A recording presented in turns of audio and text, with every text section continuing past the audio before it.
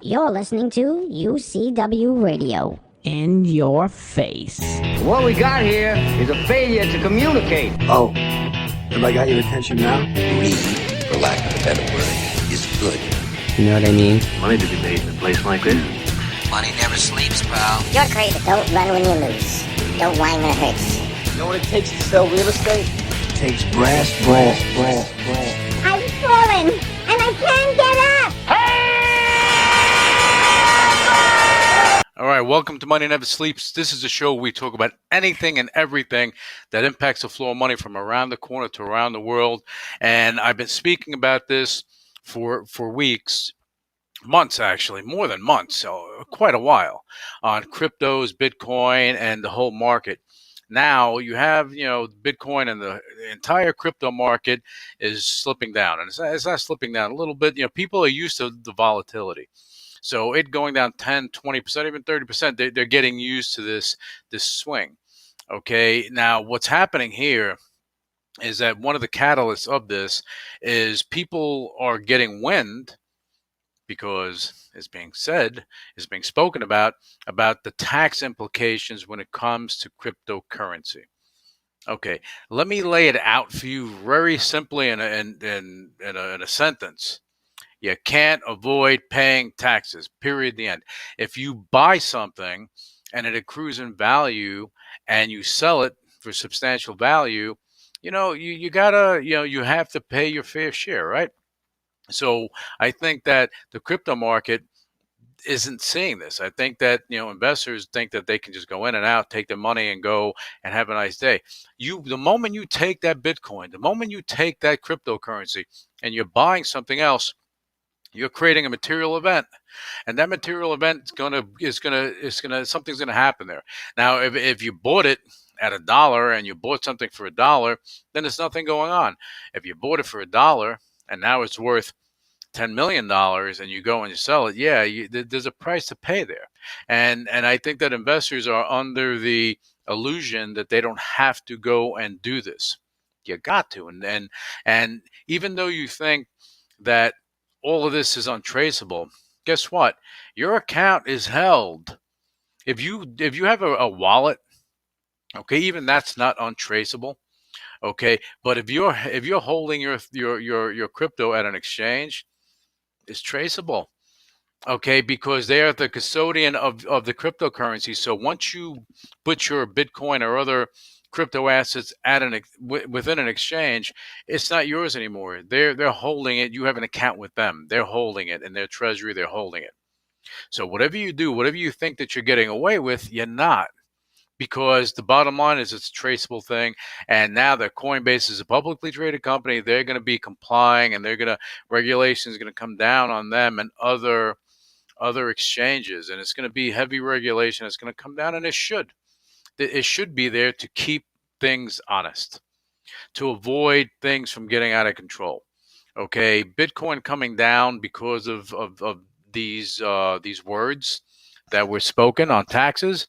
I think, look, Bitcoin is a store of value. I've been saying this over and over.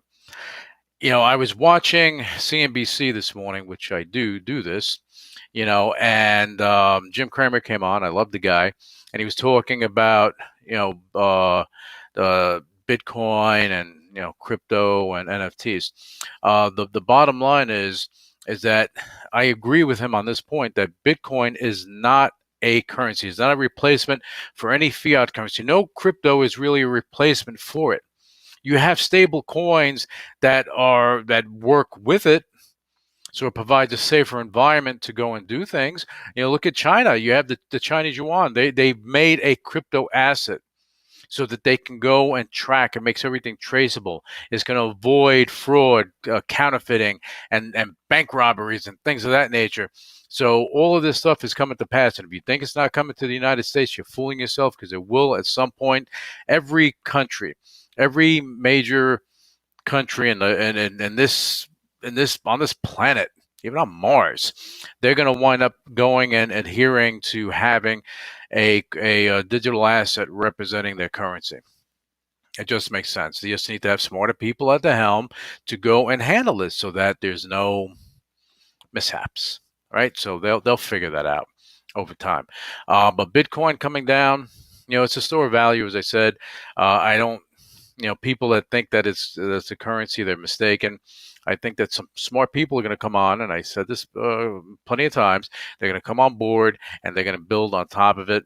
Bitcoin isn't the fastest, settlement, so they have to figure out things in order to do that. But Bitcoin itself, it coming down to 40, 30, 20.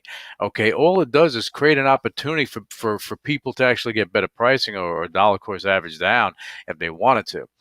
Over the next few years, can Bitcoin be 2, 3, 400,000, as some people say? It can be $1 million. I don't know. I'm not a psychic. Do I think the value's there? I think it's a supply and demand issue, that you only have so many coins that are going to be out there, and the value, it depends on the utility. So the stronger the utility, the increased value that's going to be there. And that's the bottom line, and that's all it comes down to. And we're going to see what's going to happen there. But Bitcoin, investors are used to these swings, 10, 20%, that type of thing. Do I think it's crippling to Bitcoin? I don't think it's crippling. I think it's an adjustment. I think that, it'll, just as it has been, because it is so much out there in the on Main Street right now, that it's going to, build up to where it needs to go. Now, this Dogecoin or Dogecoin or Dogecoin or whatever, however they want to pronounce the coin. Look, I call it the Dogecoin because, look, when it was created, it was the Dogecoin. It was just created as a joke. And then the joke, someone thought, hey, let me go make this into reality. Here goes the reality. You have a coin that has really no purpose. What is it doing? What problems is it solving? What is it doing? What is it being used for? Okay, you have an unlimited supply that can be generated from it. So where's the value add? You think that, I'm going to give you a little piece of history. There was a guy called Cornelius Vanderbilt way back when. Okay, and basically he was in the train business, and he wanted to go buy a train line. And the company is publicly traded, so he was out there buying stock of the company to take control of it. That little company, what they were doing, they were printing stock certificates and kept selling it to him. They took the guy for millions and millions and tens of millions of dollars at the time. They were just printing stock certificates and printing them, and he was buying them. He didn't know. Same thing here. You keep minting coins. You're minting coins, and you have an unlimited supply of coins that can go out there.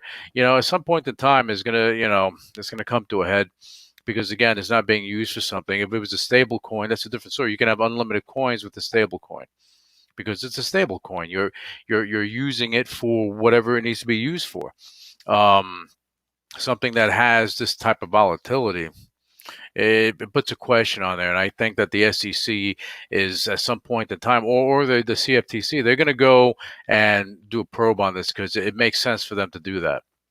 How's it happening? You see, this trading, the way it's trading, the way it hopped up, everything else reminds me of a pink sheet piece of crap company that's been nothing but a pump and dump, and has been promoted and everything else. That's what it reminds me of. And how Twitter and all these other social media platforms are being utilized to pump this up, to get small investors fired up. Someone throwing $100 into it, you get 1 million people doing that's $100 million of activity. Okay, so it's about the numbers. It's about getting more people hyped on it. And now people go, hey, if they lose $100, I lost $100. Take that times 1 million people. Who's taking that money? Somebody's getting that 500,000, a million, something like that. So this is a game, and this is what I see this as being a game.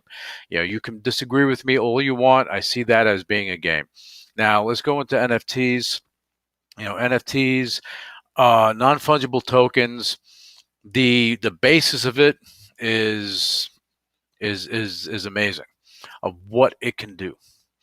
How it's being utilized now is not a representation of what it can do. Basically, right now, people are utilizing it to make money, to sell their art pieces to collectors, and to do things of that nature. Now, in my opinion, And in the opinion of the people that have a logical thought process, if I buy something, if I go to an art dealer and I buy a piece of art, I have it in my hand, I have the painting. I can go, because it's mine, I can go and do what I want to do. I can burn it. I can put it on the wall. I can resell it. I can monetize the heck out of it. I can do what I can make post stamps if I want because I own it. The person that painted it doesn't own it anymore. I own it. I bought it. I own it. In the NFT world now, that's not the case. You bought it, but you own it, kinda own it. You're a kinda owner type of person. So the person that went and spent $60-something million in crypto to go buy that one painting, and other people that went out and they bought other things. Okay, I with some things I know that there's certain things in play legally that allow the owner to do a thing. But if you're buying something, you should have the rights to do a thing. And in the next few weeks, actually, no, it's not the next few weeks. Next week, I'm going to be doing a whole show on this because I have, this whole thing is going to change. The way the NFT market is going to change, how things work are going to change. Right now it's the wild, wild west, but there's going to be some sort of organization there. There's going to be something going on. It's going to happen. And next week, I'm going to make an announcement on that.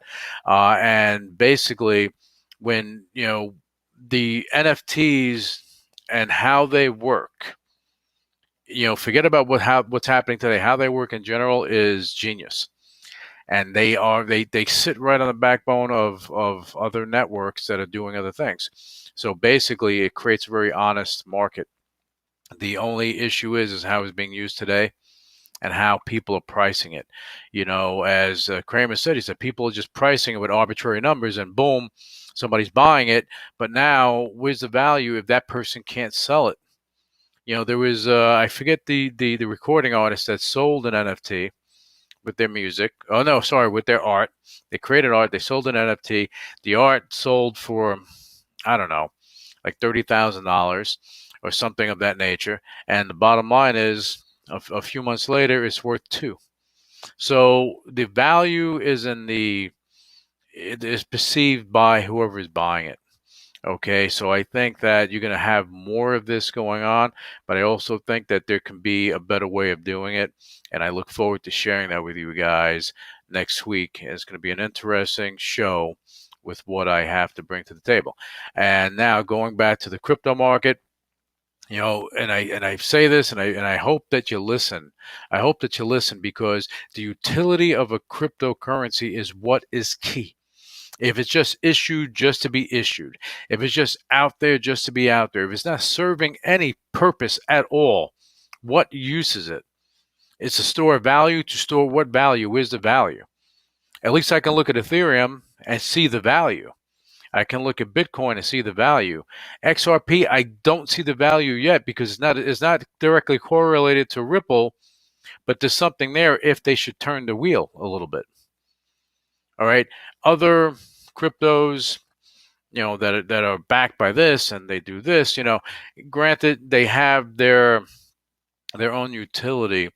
But again, the ones that have the true utility that are scalable and growing and solving a problem, these are the ones that you want to keep an eye on. These are the ones you want to be involved with. These are the ones that you're going to be able to utilize. Okay, so it's not so much just investing in them, is utilizing them and increasing the growth.